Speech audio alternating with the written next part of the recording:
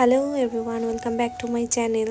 সবাই কেমন আছো? আশা করি সবাই খুব ভালো আছো, আর আমিও খুব ভালো আছি।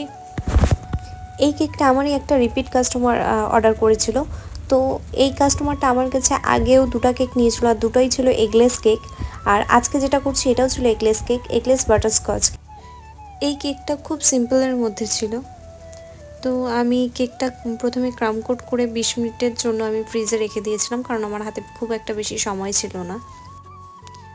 কেকটা অফ হোয়াইট কালার ছিল, তাই আমি ফাইনাল ফিনিশিংটা অফ হোয়াইট কালার দিয়েই করেছিলাম। আর এই কালারটা আমার আনতে বেশি একটা ঝামেলা হয়নি। এটার মধ্যে শুধুমাত্র ক্রিমের মধ্যে আমি হালকা পরিমাণে ইয়েলো কালারটা মিশিয়ে নিয়েছিলাম, তাতেই আমার এই কালারটা চলে এসেছিলো। তো আমি ওপরের ডিজাইনটা 2D নজল দিয়ে করেছিলাম, আর ব্রাউন কালার যে ডিজাইনটা করেছিলাম এটা 195 নজল দিয়ে করেছিলাম।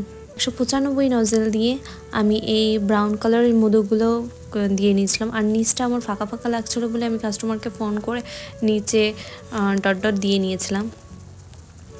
তো আজকের এই সিম্পল কেক ডেকোরেশনটা তোমাদের কাছে কেমন লাগলো তোমরা কমেন্ট করে জানাতে ভুলবে না। আর তোমাদেরও যদি তোমাদের স্পেশাল দিনে আমার কাছ থেকে কেক অর্ডার করতে চাও, তাহলে স্ক্রিনে দেওয়া নাম্বারে আমার সাথে কন্ট্যাক্ট করে নিতে পারো। তাহলে আজকের জন্য এতটুকুই। আবারও দেখা হচ্ছে খুব তাড়াতাড়ি একটা নতুন কোনো কেক ডেকোরেশন ভিডিও নিয়ে।